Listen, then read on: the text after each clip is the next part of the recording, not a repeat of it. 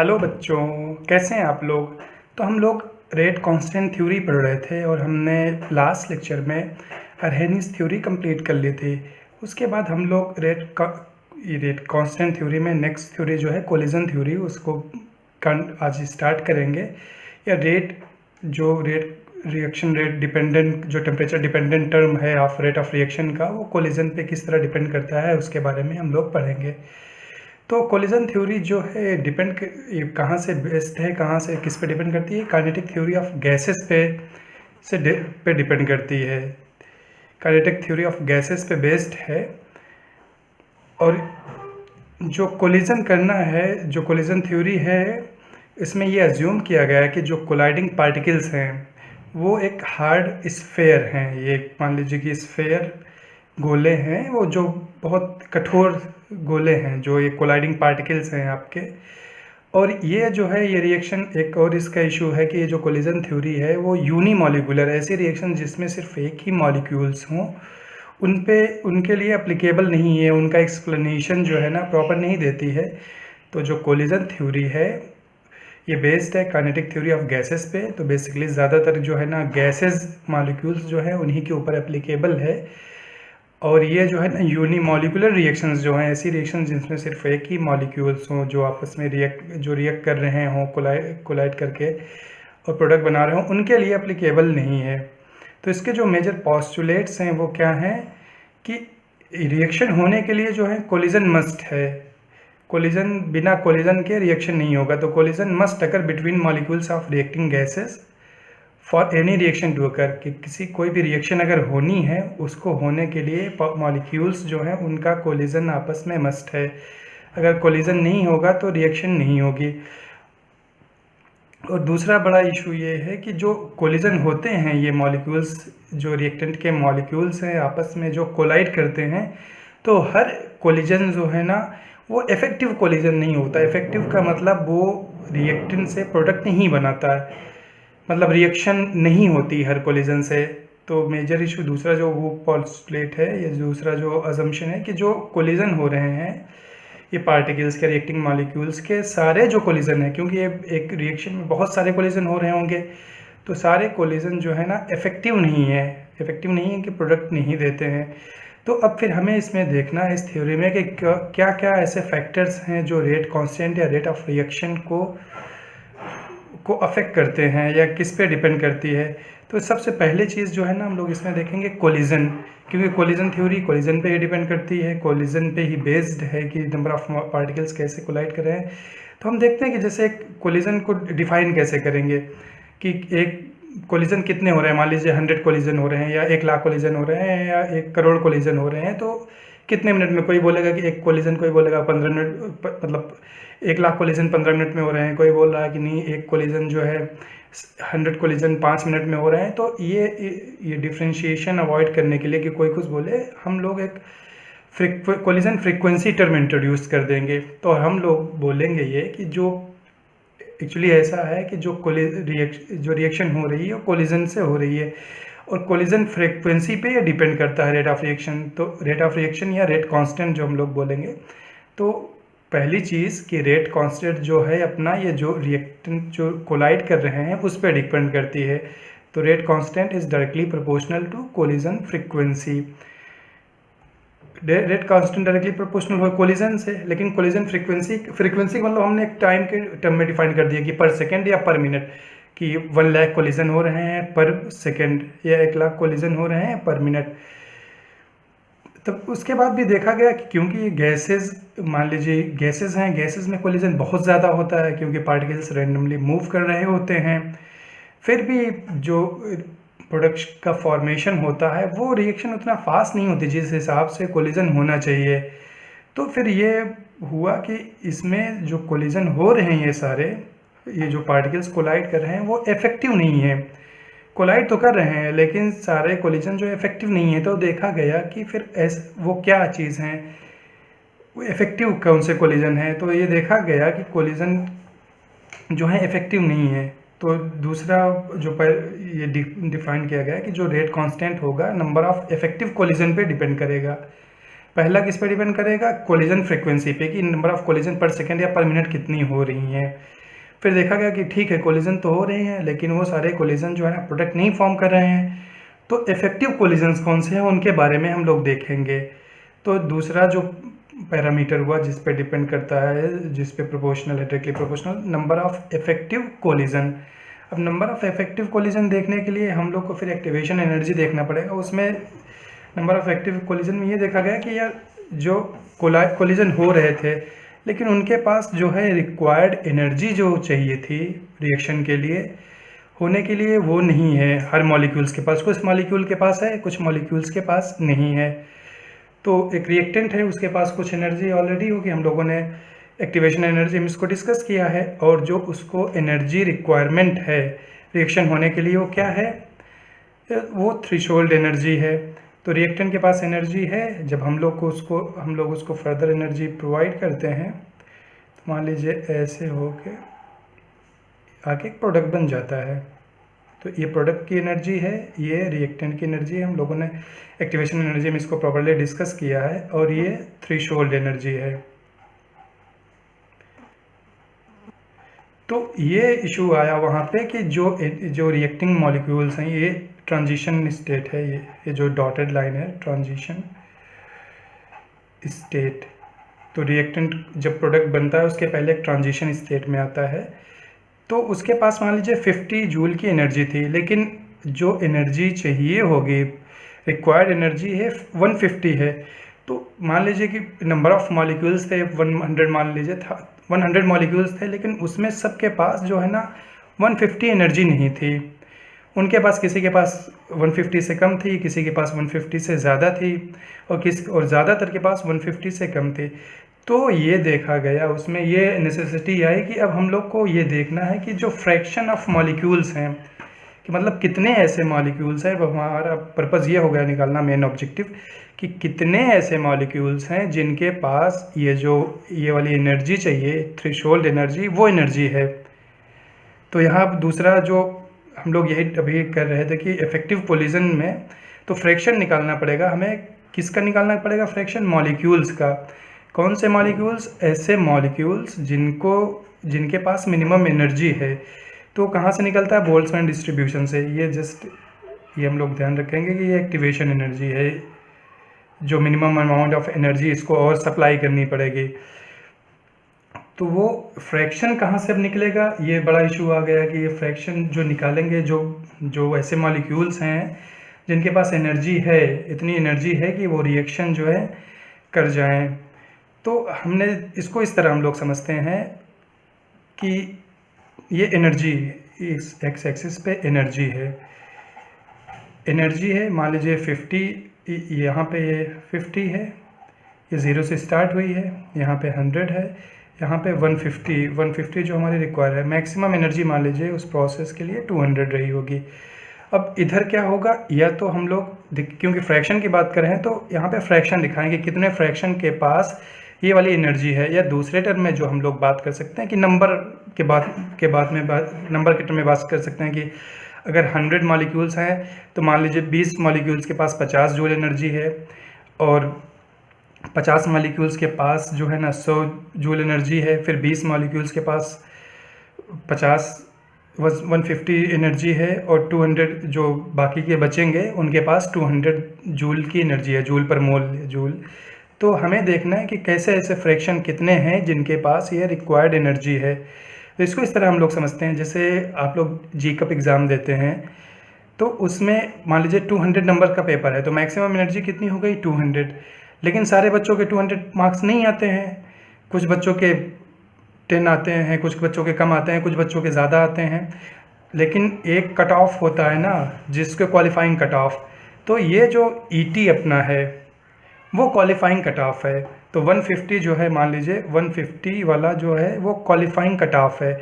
तो जिन बच्चों के 150 मार्क्स आएंगे वही बच्चे क्वालिफाई करेंगे। तो जितने पार्टिकल्स के पास 150 जूल एनर्जी थी वही क्वालिफाई कर रहे थे रिएक्शन होने के लिए।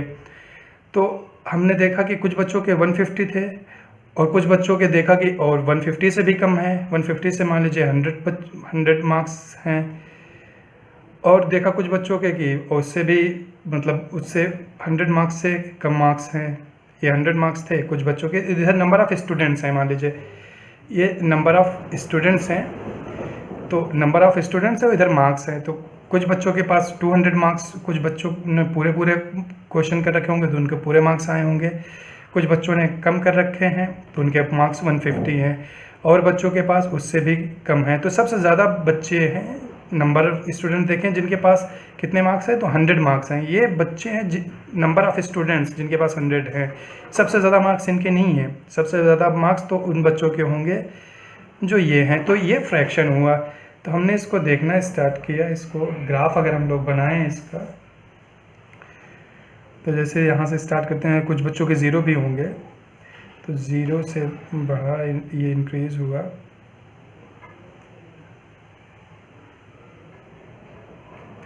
ये हुआ एक फ्रैक्शन।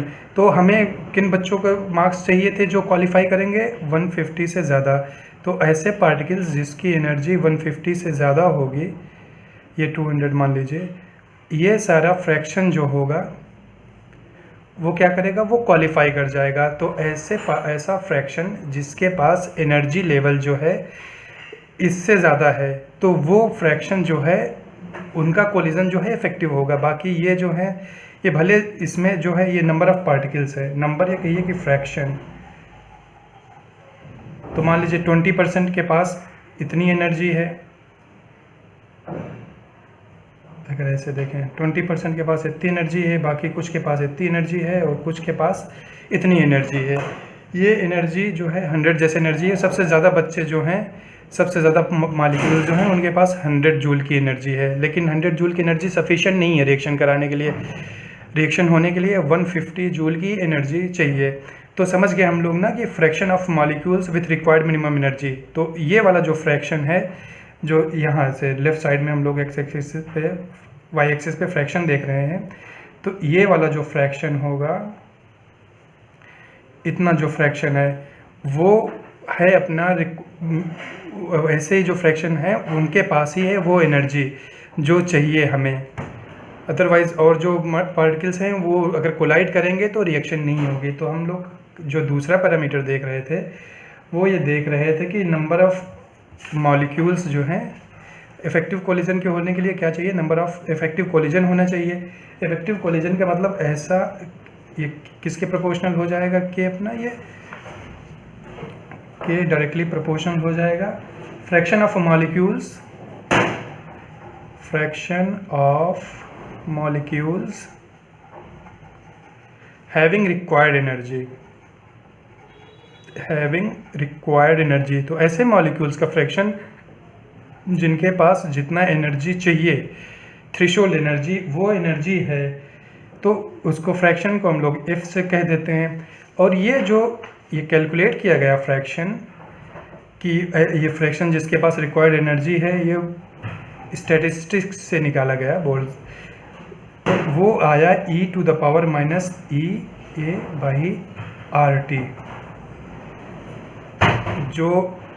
जो फ्रैक्शन है जिनके पास सफिशिएंट एनर्जी है, वो फ्रैक्शन जो आपका आया इतना आया। तो हम लोग का जो ये रेट कांस्टेंट है वो डायरेक्टली प्रोपोर्शनल टू कितने हो जाएगा, किसके के directly proportional to e⁻⁻ EA/RT बोल दीजिए, EA/RT, उसे कोई इम्पैक्ट नहीं पड़ता। तो हम लोगों ने अब तक देख लिया कि कोलिजन होना चाहिए, बिना कोलिजन के काम नहीं होगा, तो के डायरेक्टली प्रोपोर्शनल टू हो गया आपके कोलिजन की फ्रीक्वेंसी के। लेकिन हमने देखा कि सारे कोलिजन जो हो रहे हैं, एक दूसरे से टकरा रहे हैं, सारे इफेक्टिव नहीं हैं। इफेक्टिव होने के पास उनके पास कुछ एनर्जी चाहिए, बिना एनर्जी जो रिक्वायर, कुछ एनर्जी नहीं होगी उतना, तो कितने भी कोलिजन हो उससे कोई फ़ायदा नहीं, उससे प्रोडक्ट नहीं बनने वाला है।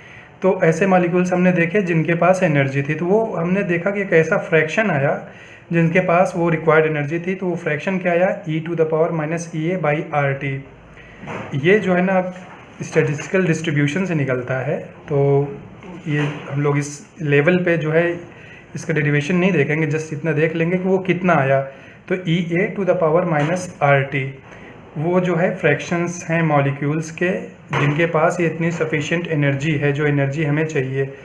ये एनर्जी क्या है, ये थ्रेशोल्ड एनर्जी है ET, जो 150 है ये थ्रेशोल्ड एनर्जी थी हम लोग की।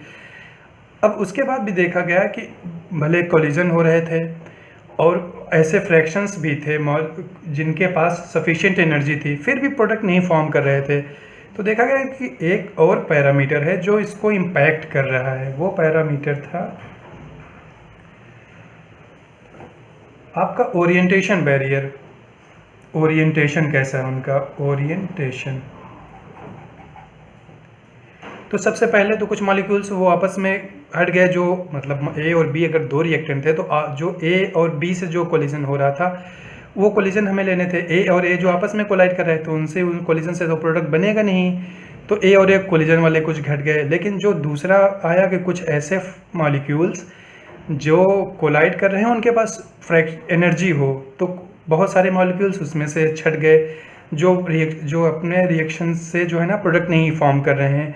अब उसके बाद भी देखा गया कि जिनके पास क्या है, जो A और B आपस में कोलाइड भी कर रहे हों ऐसे मॉलिक्यूल्स, और उनके पास जो है ना सफिशिएंट एनर्जी है, उसके पास वो जो कोलाइड कर रहे हैं आपस में उनका ओरिएंटेशन ठीक नहीं है। जैसे हम लोग देख रहे थे कि A2 + B2 रिएक्शन होकर 2AB बना रही थी, तो उसमें ये चाहिए था कि A के दो मॉलिक्यूल्स आएँ, A के जैसे दो मॉलिक्यूल्स हैं A, अब रिएक्शन करें B के दो मॉलिक्यूल्स से इस तरह की, ये एकदम प्रॉपर कोलिजन हो, एकदम हेड टू हेड, एकदम सामने से कोलिजन हो, तो प्रोडक्ट बनेगा AB, तब तो प्रोडक्ट बनेगा। लेकिन अगर इनका ओरिएंटेशन इस तरह नहीं है, बल्कि ये आके इस तरह कोलाइड कर रहे हैं, A है, दो मॉलिक्यूल्स हैं B और B, तो ये आपस में जब कोलिजन करेंगे ना तो प्रोडक्ट नहीं बनेगा, क्योंकि A को A से कोलाइड करना है,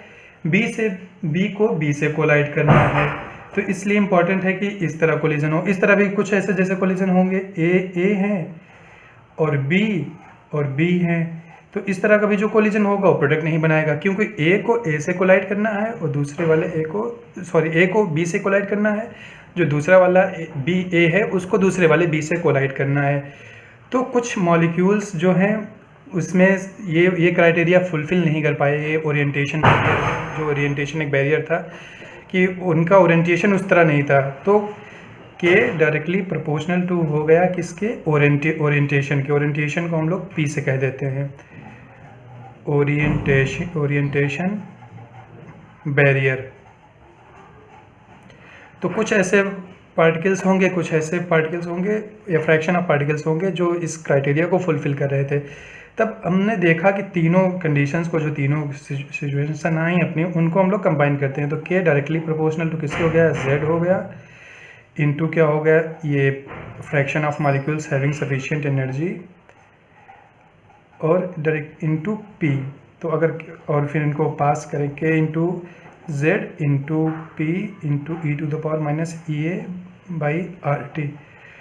अब यहाँ पे जो Z आपकी फ्रीक्वेंसी थी, कोलिजन फ्रीक्वेंसी है, इसको डिफाइन किया जाता है, एक कॉम्प्लिकेटेड रिलेशन है उसको, वो Z बराबर जो होता है अपना, Z = पाई सिग्मा AB का square √8 K pi upon 8K अपन पाई म्यू √NaNB। ये एक फैक्टर है यहाँ से 8KT है ये अंदर, ये टेम्परेचर है 8KT upon pi mu NaNB। ये जो आपका कोलिजन फ्रीक्वेंसी थी यहाँ से इस तरह डिफाइंड होती है। तब इसमें देखेंगे हम लोग कि ये ये हैं क्या चीज़, तो NaN जो है, सिग्मा NaB जो है, वो आपका है कोलिजन डायामीटर,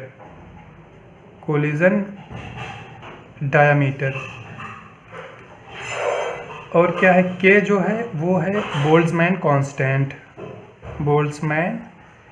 कांस्टेंट है।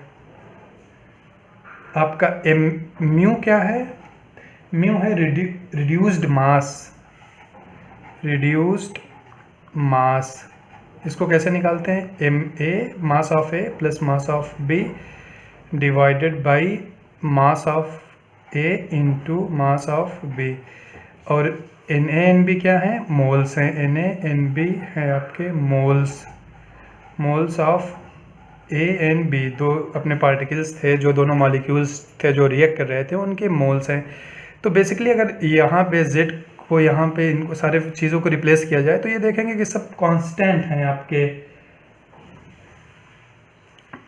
ये सारी चीज़ें कांस्टेंट है, सिर्फ टेम्परेचर है तो एक फर्दर कांस्टेंट इसको लिख देंगे, क्योंकि ये कांस्टेंट है, z कांस्टेंट है, p एक कांस्टेंट है जो कैलकुलेट करके आया।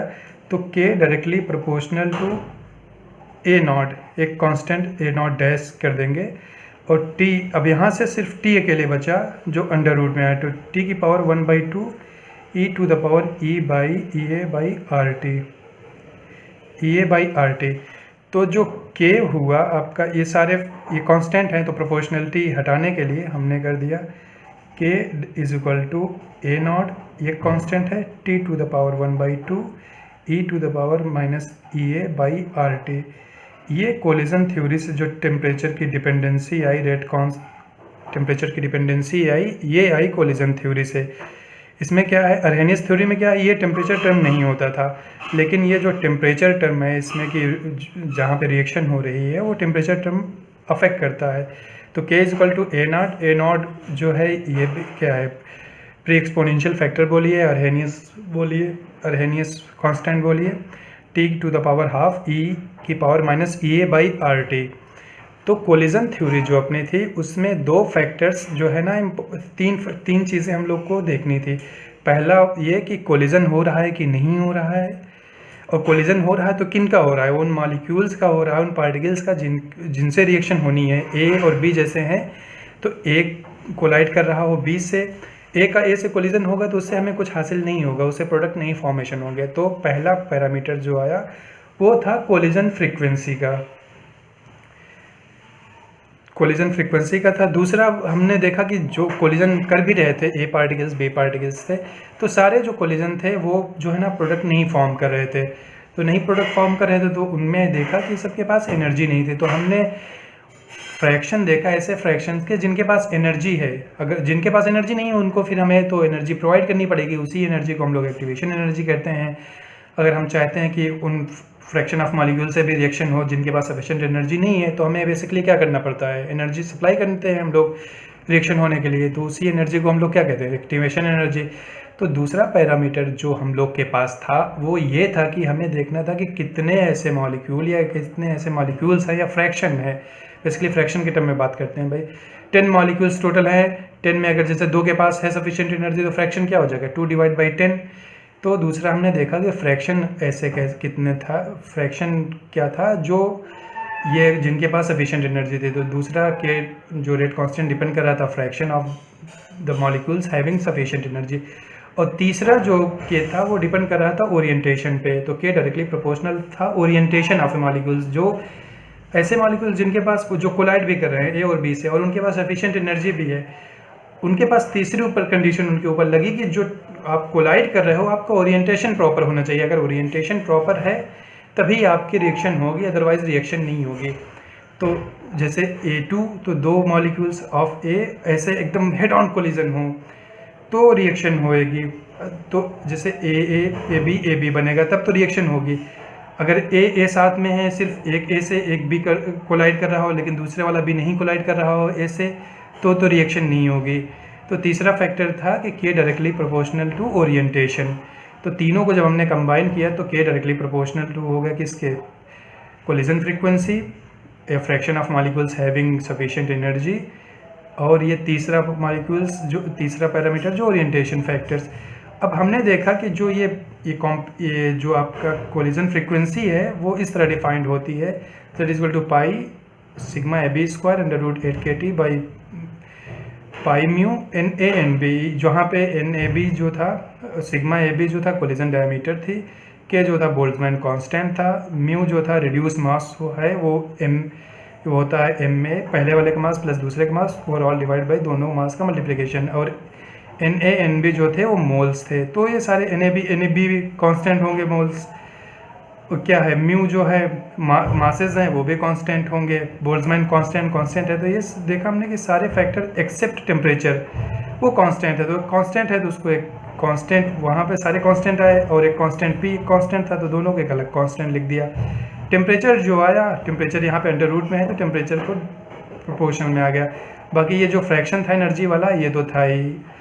तो के जो है आपका रेट कांस्टेंट हो गया ए नॉट का डैश हमने बोल दिया, क्योंकि उसमें अरहेनियस में जो यूज़ किया था हमने ए नॉट किया था, तो दोनों एग्जैक्टली सेम नहीं है लेकिन कांस्टेंट हैं ये। तो A not T to the power half e की power minus E A by R T, ये हमारा रिलेशन आया, ये हमारी डिपेंडेंसी आई टेम्परेचर रेट कांस्टेंट की टेम्परेचर पे। तो ये आज हम लोगों ने ये कोलिजन थ्योरी पढ़ ली। नेक्स्ट लेक्चर में हम लोग जो ट्रांजिशन स्टेट थ्योरी है उसको पढ़ेंगे।